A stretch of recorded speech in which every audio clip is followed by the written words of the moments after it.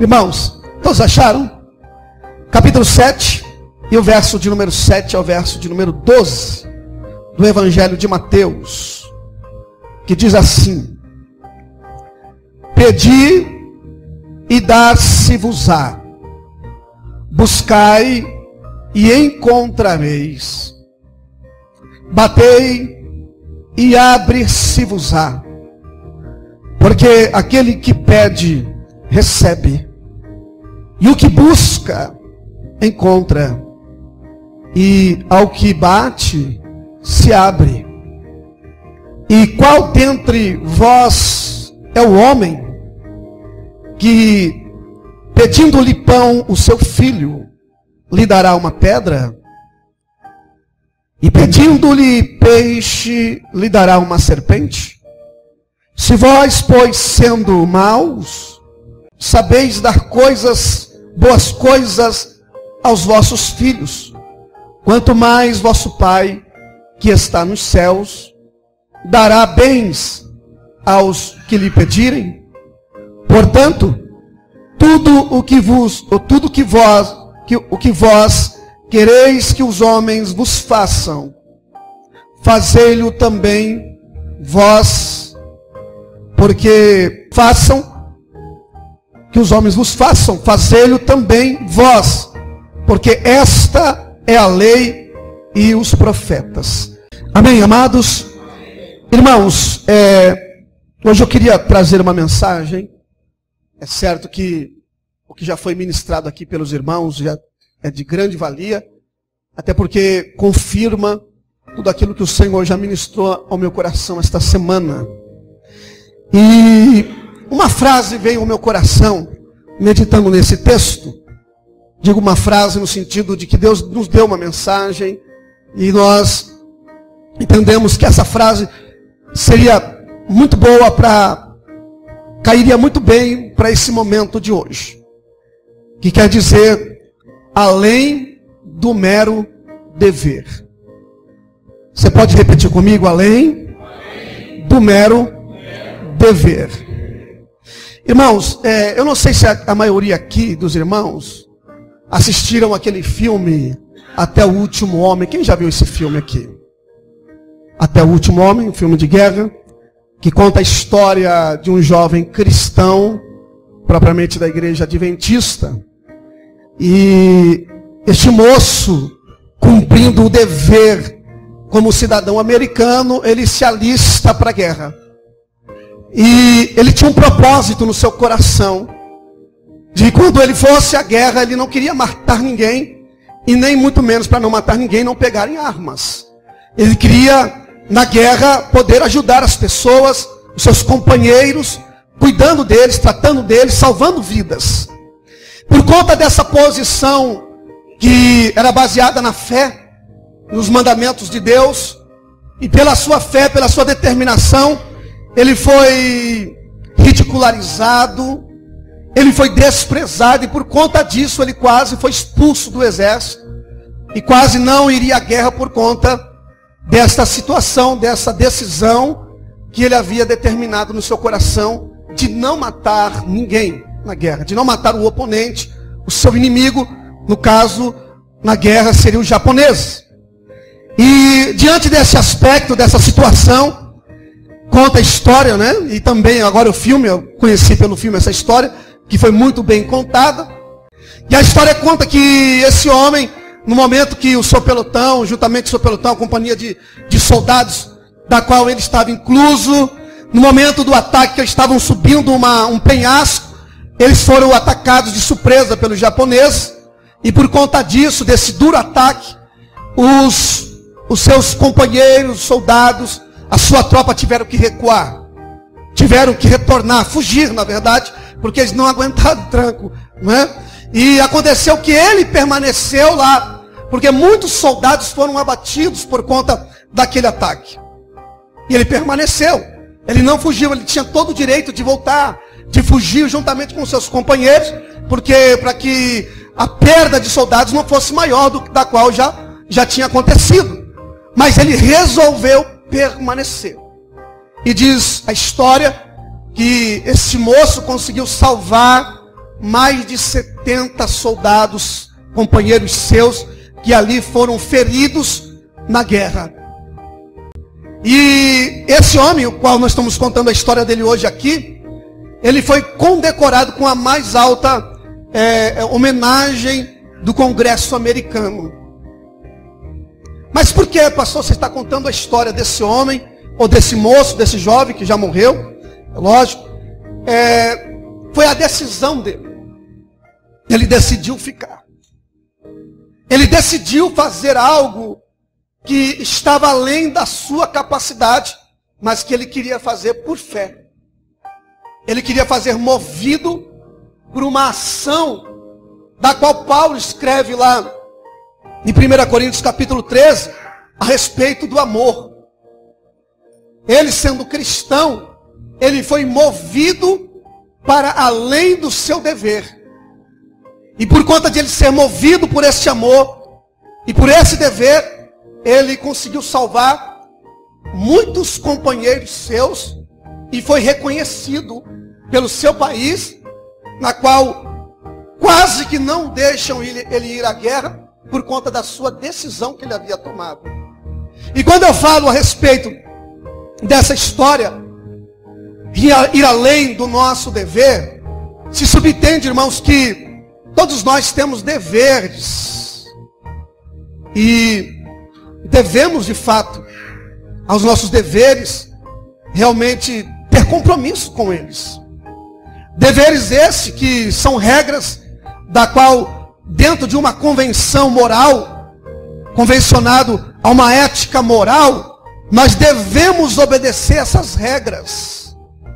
Regras estas que muitas das vezes, ou na maior parte das vezes, nós a cumprimos sem pensar praticamente nelas.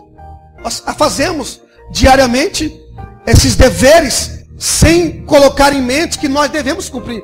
Diariamente nós o cumprimos eles como que algo já tivesse gravado na nossa consciência, no nosso coração, e obedecemos eles ordinariamente, no dia a dia. Sabemos que é proibido fazer muitas coisas. Sabemos que muitas coisas nós não devemos fazer.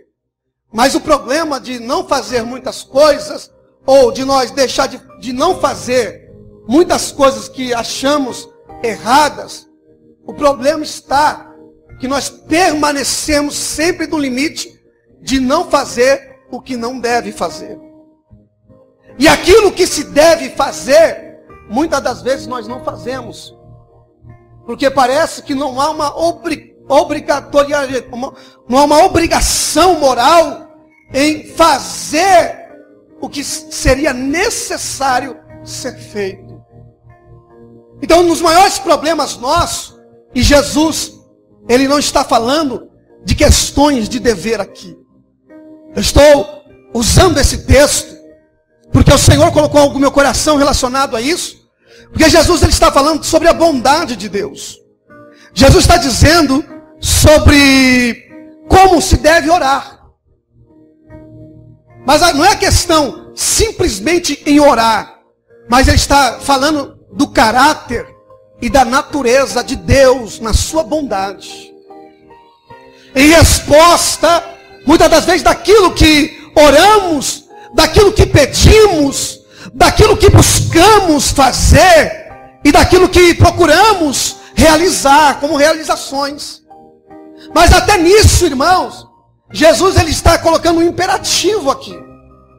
O fato de pedir não é propriamente uma palavra que alguém que pede e logo mais esquece daquilo que pediu.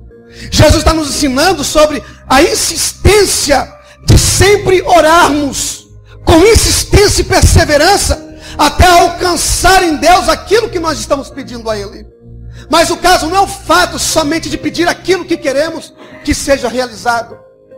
Na verdade, aprendemos aqui alguns princípios no fato de pedir, e até que aquilo seja realizado, muitas coisas vão acontecer. Não é simplesmente pedir e amanhã aquilo acontece. Não é a questão de religiosa, como vemos hoje, onde se determina que Deus tem que fazer algo em nosso favor e imprensar Deus na parede para que Ele realize algo para nós, como que se Deus fosse nosso empregado. Não é essa a questão. Jesus não está ensinando que nós coloquemos Deus na parede e falamos: Senhor, eu sou teu servo e aqui eu tenho obedecido, eu tenho feito tudo o que o Senhor tem mandado. Agora, segundo as minhas atitudes, você tem que fazer. Você tem que fazer. Não é propriamente essa doutrina que se ensinam por aí, que você tem que determinar para Deus que Ele tem que fazer um milagre na sua vida. E nem muitas das vezes aquele milagre que você precisa, daquela bênção que você tem pedido, nem sempre Deus Ele vai realizar isso. Nem sempre Ele vai atender essa petição que você tem pedido. E nem sempre Deus vai realizar no momento, dependendo da necessidade, de um dia para o outro. Sempre e na maioria das vezes vai demandar tempo, onde Deus primeiro vai tratar você, vai tratar a sua alma, algumas condições que em você precisam ser trabalhadas, para que no momento certo, diante da sua persistência, da sua perseverança, você tenha aprendido algumas coisas, como paciência, como ter esperança, e como ter humildade para aceitar a vontade de Deus, que o tempo não pertence ao homem, mas pertence a Ele.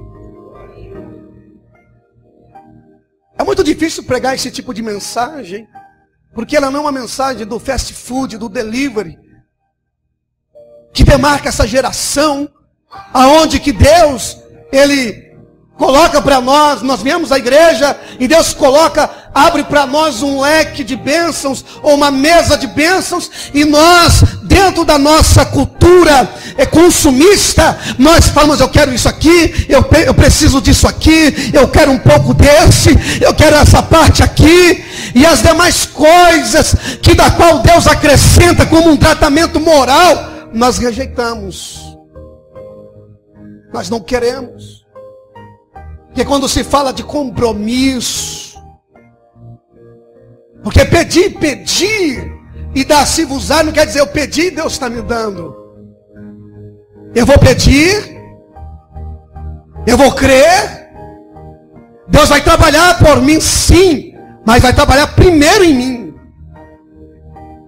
E o fator de buscar, irmãos, quer dizer, tem a ver com a nossa ação, com a nossa conduta. Não é simplesmente orar, pedir a Deus, cruzar os braços, dizer: Deus, faz aí um negócio aí, que eu estou aqui aguardando sentadinho no sofá da minha casa, esperando o carro chegar na minha porta, esperando a empresa me chamar, esperando, sabe, Senhor, aquela oração que a pessoa faz de casamento, esperar o abençoado aparecer, o abençoado chegar, quando muitas das vezes nós não trabalhamos, não agimos dentro do propósito definido por Deus, da sua orientação, das suas verdades, da sua palavra. A gente entra numa zona de conforto e fica ali esperando, e nunca vamos além daquela zona para sermos preparados, seja no deserto, seja em meio à guerra, seja em meio à tribulação, seja em meio a tantas situações na vida, para sermos preparados para aquele momento de Deus chegar com a bênção e falar: está aqui, meu filho, você está preparado para receber. Porque quando você fala dentro de um propósito que Deus precisa e que se demanda tempo para realização, parece que a gente perde as esperanças. Nosso maior problema, igreja, é que muitas das vezes nós estamos no altar falando de um Deus que não é o Deus da Bíblia. Nós estamos caracterizando um Deus, desenhando um Deus que não é o Deus bíblico. E apresentamos esse Deus para as pessoas como que esse Deus fosse como se os deuses da mitologia grega, como os deuses do Antigo Oriente Médio, que atendiam o povo nas suas necessidades, nas suas áreas de desejos emocionais e de necessidades, talvez do sexo, talvez do materialismo, aonde que ele deveria trabalhar e nós deveríamos esperar ou adorar para que ele realizasse aquilo para nós. A adoração não é uma moeda de troca, querido. O seu dízimo não é uma moeda de troca com Deus. A tua conduta moral também não é uma troca com Deus, para você dizer: Deus, está vendo aqui? Eu sou um cara fiel. Eu não tenho feito nada de errado. Eu não tenho feito nada de mal. Eu não tenho falado mal de ninguém. Eu não tenho adulterado. Eu não tenho pecado. Como que se essa condição moral fosse mover Deus para realizar algo em nosso favor, quando na verdade a chave da vitória está na cruz, igreja. Quando na verdade as realizações estão na cruz, daquele que um dia se fez homem para morrer por mim, por você, pelo meu pecado, pelo seu pecado, para nos dar a vida eterna. Precisamos ir além, sim. Precisamos ir além. Não é somente pedir, esperar. Dizer que eu esperei com paciência no Senhor não é sentar, cruzar os braços e achar que o negócio vai chegar lá, cair do céu, na sua mão, do jeitinho que você pediu. Eu acredito num Deus que trabalha por aqueles que nele esperam. Mas o fato de nós esperarmos não quer dizer que a minha vida tem que estar numa condição de falta de ação, numa condição que não há realizações. E a gente respondemos para Deus: eu não estou fazendo nada de errado. Mas Deus está dizendo: mas também você não está fazendo nada de bom.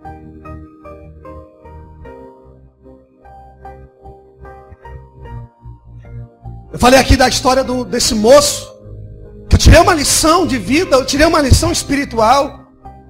Talvez muitos não entenderam.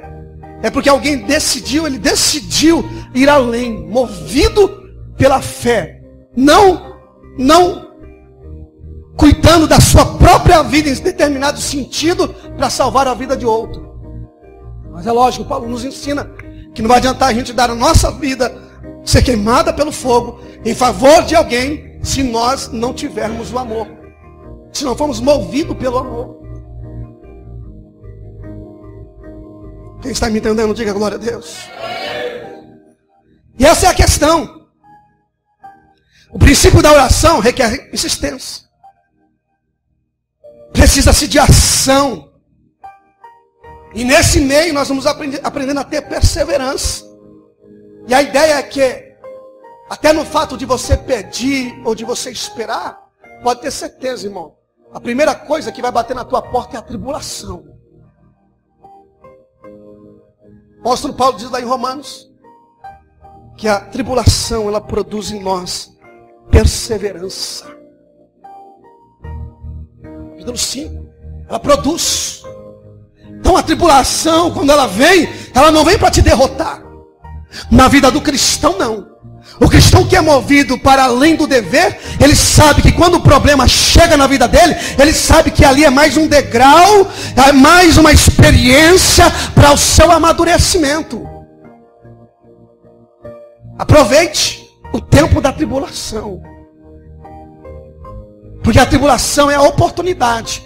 Como foi dito aqui, crise não está, às vezes, Deus não conhece a crise como que se ela fosse para nós o pior problema, não. A crise, na verdade, é a grande oportunidade que Deus está nos dando para nós temos uma cosmovisão mais clara do que está acontecendo ao nosso redor e entender que a igreja precisa se levantar em oração como uma voz profética na sociedade atual, aleluia, diante da corrupção, diante da imoralidade. A igreja não é a igreja que é afacada por esse mundo, mas é uma igreja mal falada, perseguida, desprezada, que em meio à tribulação ela cresce, que em meio à tribulação Deus manda avivamento, que em meio à tribulação Deus vai manifestando a sua graça e o seu poder sobre nós. Devemos entender que até mesmo na nossa vida individual, a tribulação, ela vem para acrescentar algo em nós, e ela vem para acrescentar a perseverança. E a perseverança, Deus acrescenta a esperança. E a esperança, ela não nos dá confusão, ela não nos traz confusão, porquanto o amor de Deus está derramado em nossos corações. Quem é movido pelo amor, quem é movido além do dever, não é só o fato de não fazer aquilo que é errado, mas é o fato de fazer aquilo que é certo. Às vezes a gente somos pragmáticos. Fazemos o que todo mundo faz, como foi falado aqui. Pensamos no que todo mundo pensa. Queremos realizar aquilo que as pessoas já realizaram. E nós vamos caminhar por trilhos e trilhas que outros já caminharam. E só vamos chegar aonde elas chegaram. O seu limite que caminha na Maria que vai com a sopa é o limite que ele alcançou. Mas se você entendeu como cristão que a sua vida vai além do dever, você vai caminhar por caminhos altos, nunca trilhado, nunca caminhado por aqueles que já trilharam aqui nessa terra. Eu não estou falando utopia aqui, de algo que não é realizável. Porque nós temos história, tanto essa história contemporânea que nós acabamos de contar de um homem que em meio à Segunda Guerra Mundial fez uma história. Nós temos exemplos bíblicos de homens que realizaram feitos que em Hebreus diz, da qual os mundo não eram dignos deles. E a Bíblia declara ali uma lista de heróis da fé, de homens que no seu tempo, que estavam além do seu tempo, foram além dos seus limites, por amor a Deus, para realizar a sua vontade e o seu querer. Abraão, pai da fé. Nós temos Ruth, Noemi, alguém que diz que diante de uma tragédia da perca dos seus filhos, suas noras, da perca dos seus maridos, uma delas, Moabita, disse assim: olha sogra, aonde tu foi eu vou junto com você. A outra já tinha voltado para a casa dos seus pais. Era apenas um mero dever. Era apenas um mero dever. Ela não está errada. Eu não estou dizendo, manchando a imagem da sua cunhada, dizendo que ela rode não ter ido com ela. Mas Ruth não, Ruth fala assim: olha, sogra, aonde tu for eu vou com você. Aonde tu deitar eu vou deitar com você. Aonde tu sentar eu vou sentar com você. O teu Deus agora é o meu Deus. O teu povo também agora é o meu povo. É alguém que decidiu ir além do mero dever. Ela podia muito bem voltar para a casa dos seus pais, porque assim a sua sogra havia dito: não, filha, eu não tenho como gerar mais filhos para vocês. Eu já sou mulher idosa, volta para a casa dos seus pais. Lá Deus vai mudar a sua história. Não, eu quero estar contigo. É alguém que decidiu ir além do mero dever. Assim como o Gideão, que no seu tempo, como foi pregado aqui quinta-feira, ele estava malhando trigo no lagar, aonde os midianitas não iriam, porque trigo se malha na era. Ele foi lá no lagar, ele foi mais inteligente, estava à frente do seu tempo. E Deus olhou para ele, mesmo na sua condição limitada, dizendo para o anjo: olha, eu sou pequeno, a minha família é pequena, a minha tribo é a menor, nós não temos condições de vencer os midianitas. Não, presta atenção aqui, você é valoroso, você é valente. Aquilo que ele não via nele, Deus estava vendo. Aquilo que ele não enxergava, mesmo realizando além do mero dever, Deus estava dizendo: você é valente e valoroso, hein? Você pode ir muito mais do que isso que você está, até onde você chegou. Aprenda uma coisa, irmão. O limite do homem é a oportunidade que Deus quer. O teu limite é onde você chega. Muitas das vezes você vai, se arrasta, chega no teu limite. Mas você vai mais um pouco, aí Deus chega. É agora que eu chego para mudar a história. É agora que eu chego para mudar a tua vida. É agora que eu chego para mudar toda essa situação que você está vivendo. Com a mulher do fluxo de sangue.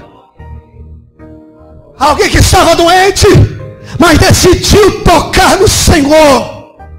Decidiu apenas os seus pensamentos. Então somente eu tocar nas suas vestes eu serei curada. A multidão impedia. A sua condição era um problema, mas ela não se limitou. Se arrastando, ela foi entre as pernas dos demais da multidão, até chegar nas vestes e tocar. E Jesus dizer: alguém aqui me tocou diferente. Oh, aleluia, eu estou sentindo a presença de Deus aqui, irmãos. Precisamos ir além do mero dever. Ela podia dar desculpas de que estava doente.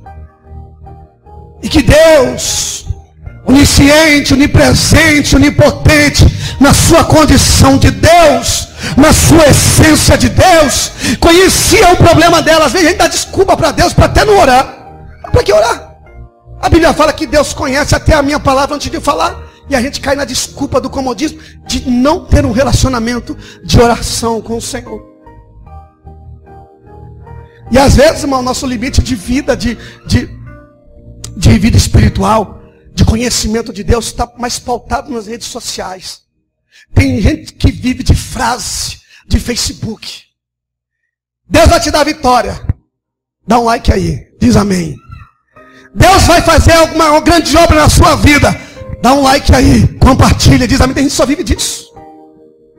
O seu limite é só esse. Estou dizendo que a rede social é coisa do capeta não, coisa ruim. Não estou dizendo isso.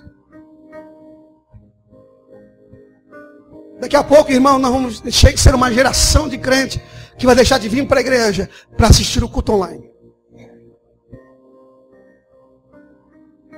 Vamos deixar de comungar, de ter comunhão, de lidar com as arestas, de lidar com a feiura do irmão que está do lado, que às vezes é feio. Jesus é bom, irmãos. Diga assim: Jesus é bom. A feiura não passou, não. A minha esposa que disse que eu sou bonito, irmão, ela fica enchendo meu ego assim. Fica enchendo meu ego. Eu estou falando com os irmãos. A gente quer chegar naquele limite, a gente só estaciona ali, espera. Deus, na sua onipotência, acha que tem que resolver tudo para nós e não resolve nada. E quando você fala em bater, quando você fala em pedir, tem gente que na primeira oração já desiste. Ora, parece que o céu está de bronze, não vou orar mais, não senti nada. Não arrepiou nada, não ouvi nada. E a pessoa para de orar. Se vai agir em favor, na primeira tribulação, desiste. Vai bater na porta, primeira coisa, tem ninguém em casa, volta. Então a gente assim desiste muito fácil, irmãos. A gente para muito fácil, a gente nunca vai além. Você bate na porta, ninguém te atende. Mas a sua insistência faz com que a pessoa levante. Jesus conta essa parábola de um amigo importuno que vai pedir pão na casa do outro amigo. Que por conta de uma visita também importuna, que vai chegar essa hora na casa dos outros para comer, vai chegar lá quase meia-noite, aí vai lá o amigo bater na casa do outro amigo para pedir 3 pães emprestados, porque chegou aquelas visitas indesejáveis. Sabe, irmão, o que acontece? Chega só na hora do almoço, na hora da janta, na hora do café. Aí não tem mais, aí tem que pedir lá no vizinho emprestado. Aí fala assim: não, eu já estou deitado, já estou dormindo. Acabou, meu filho. Não, mas por favor, em nome de Jesus, me atende aí, porque a vizinhança, os meus amigos estão lá, estão esperando aí. Por causa da insistência do amigo, ele vai lá e faz. Jesus coloca a nossa natureza na condição de maus, porque nós somos maus, irmão. Pensa na pior raça que tem de todos os seres criados, é o ser humano. É o ser humano. Por conta do pecado, o ser humano destronou Deus do seu coração e deixou que o inimigo reinasse. Deixou que a natureza de Deus, que era original no ser humano, fosse desfeita pelo pecado. Mas a graça foi manifestada a todos os homens pelo dom gratuito de Deus, que é a salvação, que é dada a todos aqueles que crêem. Deus mudou a história nossa, meu irmão. Nós somos maus. Jesus diz assim que nós, sendo maus, sabemos dar coisas boas para os nossos filhos. Porque qual o pai que, se o filho pedir pão, lhe dará uma pedra, ou se lhe pedir um peixe, lhe dará uma serpente? Pai nenhum vai fazer essa coisa, irmão. Nós, sendo maus, nós não vamos saber dar coisas boas para os nossos filhos. Agora, e o Pai Celestial? E o nosso Pai? E o nosso Deus? E quando nós aplicamos isso e contextualizamos todos esses princípios em cada área de nossas vidas, irmãos, nós devemos agir com base nesses ensinamentos, em princípios que o Senhor, Ele colocou aqui no Sermão do Monte. Nós devemos trazer, contextualizar e aplicar na nossa vida todos esses princípios. Que a gente quer gerar mudança, a gente quer influenciar a vida da família, do cônjuge, mas nós mesmos não deixamos se influenciar por Deus, pelo Espírito Santo, pela palavra. A gente quer mudar a vida do cônjuge, no casamento a gente quer mudar a vida do outro, mas nós mesmos não mudamos. Queremos mudar a vida dos filhos, mas nós mesmos não mudamos. Queremos mudar no grito, queremos mudar na porrada, queremos mudar fechando a mão, não pagando mais nada, não dando mais mesada, e muitas das vezes piora mais a situação. Mas quando nós mudamos pelo Espírito Santo, quando nós deixamos Deus agir na nossa vida e aplicamos os princípios, aí alguma mudança começa a ser gerada em nós, aí você vai começar a afetar o ambiente que você está inserido. Aí você vai afetar no trabalho, na igreja. Esse dia eu disse para alguém aqui, a gente muitas das vezes a gente tem um problema. A gente apontamos os problemas da igreja, mas não movemos com o dedo o problema que nós estamos vendo. Porque a igreja tem problema mesmo, irmão. E o primeiro a ter problema aqui sou eu. Começando pela minha família. Começando por muitas coisas na minha vida. Eu preciso que Deus venha realizar na minha vida, venha me modelar, venha me lapidar, para que eu seja cada dia melhor. O primeiro aqui sou eu.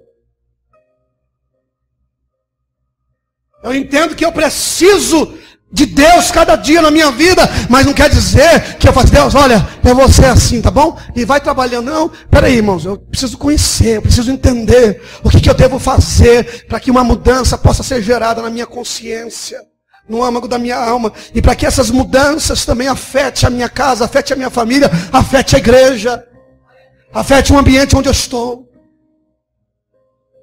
Falamos de finanças aqui, como foi falado, pastor Fernando falou aqui muito bem, e ainda contando uma experiência da sua vida. Não tem como a gente afetar a nossa vida financeira se nós somos desorganizados. A Bíblia tem princípios de finanças para que nós possamos ser abençoados nessa área de vida, meu irmão. Não é simplesmente você falar assim, vou dar uma oferta lá na igreja, lá, pá, coloca lá o seu dízimo, sua oferta, achando que amanhã Deus vai mudar a sua vida financeira. Até porque aqui nós somos uma igreja que não somos uma igreja arrecadadora de dinheiro. Não é nosso intuito isso. Nossa ideia aqui nosso ideal aqui é para que você aprenda os princípios bíblicos de Deus, da sua palavra, para que gere mudança na sua vida, para que você seja uma melhor pessoa todos os dias, para que você sirva melhor o seu próximo, para que você sirva melhor a sua família, a sua casa, a sua igreja, para que você sirva a sua sociedade. É para isso. E como igreja, eu entendo, meu irmão, que na minha área financeira eu preciso ser organizado. Eu preciso me planejar na vida mensal. Não é simplesmente pegar o salário, deu o dízimo e sai gastando mais do que você pode gastar. E depois que você se enche de dívida, você vai reclamar com Deus. Fala, Deus, eu estou cheio de dívida, resolve esse problema aí. Deus não é culpado dos seus problemas. A gente se queixa muito dos nossos próprios pecados. Por isso diz a Bíblia, do que se queixam os homens dos seus próprios pecados. Do seu desejo desenfreado de ter, de querer, de obter, de consumir. Aí vai lá, sai gastando, passando cartão de crédito. Quando vai ver? Está lá a fatura. Aí você não aplica princípios bíblicos, que tem que ser organizado, que você precisa se planejar financeiramente. Como é que você vai entender? Você só vive naquilo diário, naquele ciclo de vida, naquele ciclo, nada muda, nada afeta. Você é irrelevante, irmão. Pior coisa que tem é ser uma pessoa irrelevante. E pior ainda é ser um crente irrelevante. Não afeta o céu, não afeta nem o inferno, e nem muito menos o mundo. Vocês estão me entendendo? Diga amém. Amém. Eu já vou encerrar, irmãos. Eu queria falar muitas coisas sobre ministério, vida profissional, mas as horas já se avançaram. Você já viu falar sobre atos super errogativos? Você nunca ouviu falar? Você sabe que a nossa vida moral, ela é dividida em 2 níveis. A moralidade nossa é dividida em 2 níveis. O de não fazer, como eu falei aqui no começo. O povo judeu lá no Antigo Testamento diz: não matarás. Quando Deus disse para eles, eles não entenderam nada. Não matarás, não furtarás, não dirás falso testemunho. Então eles ficaram só no não. Aí criaram um monte de lei de não. Não, não, não, não, não, não. Não. Não, não, não, não pode nada. Tanta lei, não. E nada que pudesse ser superrogativos, que fosse louvável para ir além daquele limite. É dizer assim, era isso que Paulo está dizendo para os fariseus: tu que se gloria na lei, que dizes não roube, não mata, mas comete sacrilégio. É quando Jesus fala sobre a lei do corbã, daqueles que diziam para o pai: ó pai, mãe, não, eu não vou te ajudar. Sabe por quê? Essa oferta aqui que eu separei aqui é lá para o templo, lá na arca, eu tenho que ir lá servir a obra, eu tenho que servir a igreja, o templo, senão o sacerdote vai me puxar a orelha e deixava o pai e a mãe na mão. A lei do corbã, eles inventaram uma lei que transgredia a lei de Deus em honrar o pai e a mãe. As leis que eram superrogativas no sentido de fazer o bem, eles colocaram lá no não. Eu não vou ajudar meu pai e minha mãe porque eu preciso servir na igreja, preciso servir no templo. Eu não vou ajudar o meu próximo porque eu preciso servir assim lá, preciso servir a instituição, e não ajudava o próximo.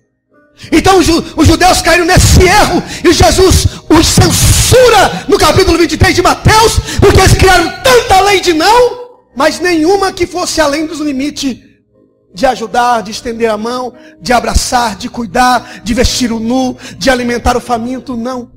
Nada deles era além daquilo. Do não. Em Deus nós temos o sim e o não. Jesus nos ensina a ser assim, sim e não, não. Isso traz um equilíbrio emocional, isso traz um equilíbrio no lar. Porque se uma mãe, um pai chega para o filho, sim, vai lá. Já pensou, irmão, se eu, como pai, que sofri, catei machucadinho na feira, que vesti roupa dos outros, que fiz muita coisa, que eu recebi muita coisa que eu não queria receber para mim, aí eu assim, eu vou autoproteger os meus filhos. Não vou dizer nunca não para eles, é só sim, sim, sim, sim, sim. Você vai ver lá na frente. Tem que ter um equilíbrio de sim e não. Diz amém? Amém. Esse primeiro nível nós estamos requisitados a não fazer. A não matar. Eu não mato. Já viu aquele cara que você vai pregar para ele, vai evangelizar os meninos que é missionário aqui? Já faz muito trabalho. O missionário sabe que a maior desculpa das pessoas é: ah, mas para que ir para a igreja? Eu não fumo maconha. Eu não cheiro. Eu não sou honesto, não faço mal para ninguém. Não roubo, não mato. É assim, irmãos? Vai evangelizar alguém, o cara cheio de dinheiro, ele vai dizer que não faz nada de errado, então ele não precisa de Deus e não precisa ir para a igreja. Está sempre colocado nessa função. Mas pergunta para ele se ele é benevolente, se ele é generoso. Porque às vezes a gente fala assim: eu não roubo. Eu nunca roubei ninguém, nunca deixei de pagar, nunca fui caloteiro. Mas você é generoso? Tem gente que é generosa assim: se um dia eu ganhar na Mega Sena, eu vou ajudar os pobres. Mas não consegue dividir o pão com o ovo que tem hoje. Quando eu ficar rico, eu vou ajudar tanta gente. Mas hoje que recebe um salário mínimo, não consegue dar R$1 para o necessitado, para o mendigo, pagar um lanche, pagar um pão, pagar um jantar, pagar um almoço.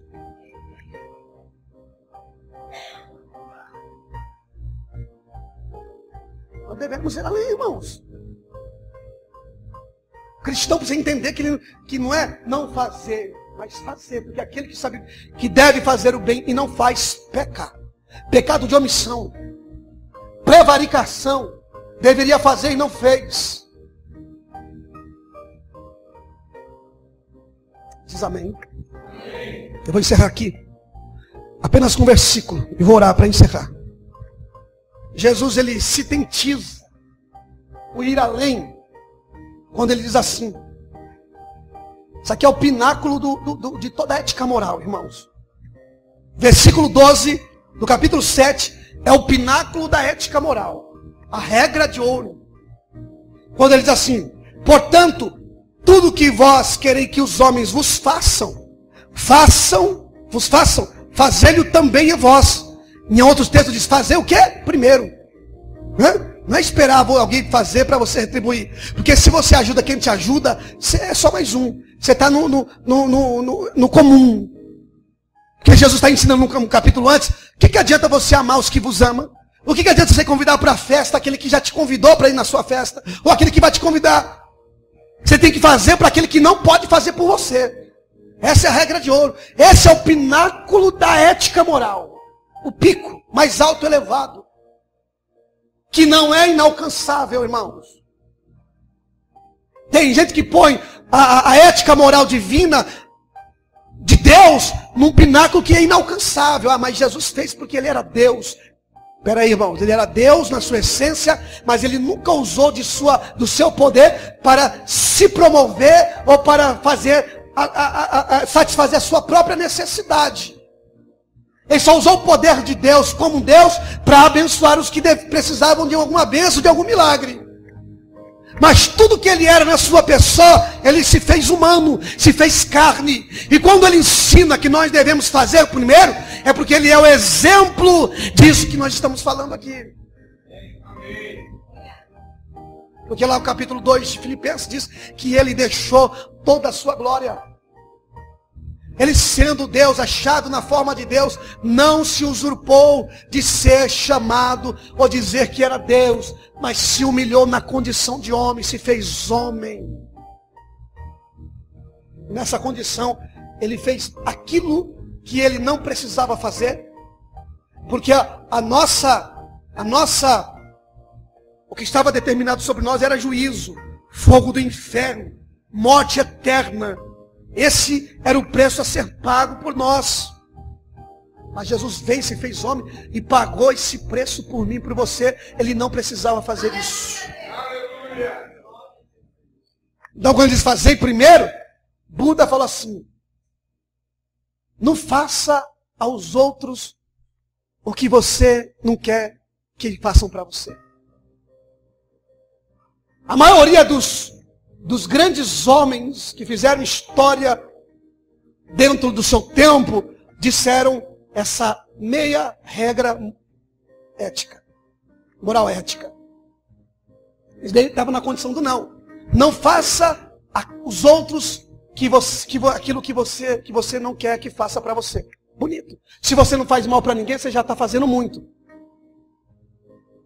Mas isso não declara que você é um cristão autêntico. Porque qualquer um pode não fazer o que você não faz. Tem muita gente aí fora no mundo que é mais honesto que eu e você. Que é mais honesto. Tem mais moral do que eu e você na condição moral. Mas só na condição. Mas o cristão tem que ir além. Aponta para alguém, para Cristo. Então, vai dizer assim: não faça. Então isso me garante de que eu não preciso fazer nada de bom, apenas não fazer nada de mal. Aí Jesus fala assim: não, peraí. Aqui é o seguinte: quer me seguir? Tem que negar a si mesmo. Quer andar comigo? Tem que ser do meu jeito. Tem que aceitar a minha soberania, a minha vontade, o meu querer. Então, você quer o que as pessoas façam para você? Bom? Legal? Então antes que elas façam para você, você vai fazer primeiro para elas. Essa é a lei e os profetas. Se coloque de pé. Eu termino aqui. Passei do horário, irmãos. As irmãos me perdoem. Mas eu quero orar junto com você. A gente sabe, irmão, que existe hoje um movimento que já afetou a igreja. Eu não estou condenando isso, não. Preste muita atenção. Isso é um pensamento humanista. Devemos tomar cuidado. Quando a gente fala de ir além, de ampliar os limites, de fazer mais do que já fazemos, não quero que os irmãos caiam naquilo que se diz hoje da área motivacional, da autoajuda. Não é isso, irmão. Do coach. Isso pode ser em alguma área, pode ser muito, uma ferramenta muito útil para algumas áreas, mas ela não é uma prioridade, porque a Bíblia já tem muitas ferramentas de utilidade que nos leva muito mais além de qualquer técnica humanista que nós possamos conhecer. Então não é essa a ideia que eu estou trazendo aqui para a igreja. O que eu estou dizendo, meu irmão, é que o que nós devemos fazer, aquilo que a gente não pode fazer, não quer fazer e não é para fazer, a gente já sabe. O problema é que a gente sabemos muita coisa que é para ser feita e não fazemos na desculpa de que já não fazemos mal para ninguém. Colocamos a questão de, por exemplo, você quer crescer financeiramente, irmão, não é problema nenhum. A sua empresa tem que crescer mesmo, irmão. Mas tem que ser pragmático, não. Você não tem que enganar, você não tem que fazer coisas erradas com nota fiscal. Você não precisa fazer balanças enganosas para poder crescer. O que você precisa fazer é aplicar os princípios bíblicos, ainda que demore, ainda que você tenha tribulações, ainda que você tenha dificuldades para crescer. Mas quando crescer, vai crescer com consistência. Vai crescer com verdade. O seu casamento, com verdade. Sua família, com verdade. Ninguém nunca vai ter o direito de dizer, nem o diabo, dizer, tá assim porque fez assim. Cresceu porque burlou documentação. Não, você não vai precisar fazer isso, não. E nem muito menos barganha com Deus, não. O que você precisa é, como foi dito aqui, é obedecer, a obediência à sua palavra, à sua vontade, à sua verdade. A gente tem mania de relativizar as verdades divinas. Está escrito assim, mas acho que Deus é amor, Deus é graça. Então vamos fazer assim, não tem problema não. Tome muito cuidado com isso. Eu tenho certeza para você. A gente não tem farinha de condão aqui não. A gente não tem oração mágica. A gente não tem, sabe, irmãos, a unção que vai mudar tudo. Mas eu sei que a unção, ela vai te capacitar, porque a unção já está em nós. E ela nos ensinará todas as coisas, como diz lá em Pedro. Que não vamos precisar que ninguém nos ensine. Não é que não precisamos de ensinador, de mestres, de doutores que estejam sobre nós, de pastores, para nos dar um leitinho, para nos dar um alimentinho mais sólido, para que depois fale assim, meu filho, vai, deixa Deus te usar, cresce na presença de Deus, vai ser abençoado. O que temos que entender, igreja, é que para a família, para o casamento, para a criação de filhos, para o crescimento de empresa, nós temos que aplicar a palavra de Deus. Você tem que pedir, sim, Senhor, eu quero a bênção sobre a minha casa, eu quero a bênção sobre a minha família, eu quero a bênção sobre o meu ministério. Então comece a agir, comece a fazer, comece a trabalhar, comece a plantar, comece a edificar, comece a fazer, até que no momento certo, em meio às tribulações, às dificuldades, Deus vai trabalhar em você, e lá Ele vai preparar tudo o que você precisa. As portas se abrirão, o milagre vai chegar, a vitória vai chegar, a bênção vai chegar, mas ninguém vai dizer foi de mão beijada, foi de qualquer jeito. Você vai valorizar o que Deus te deu, meu irmão. Você vai valorizar o seu casamento, sua família, porque você sabe o que você passou, porque você sabe o que você viveu, e que Deus foi contigo até aquele momento, porque você obedeceu a palavra, você andou no caminho, você andou na verdade.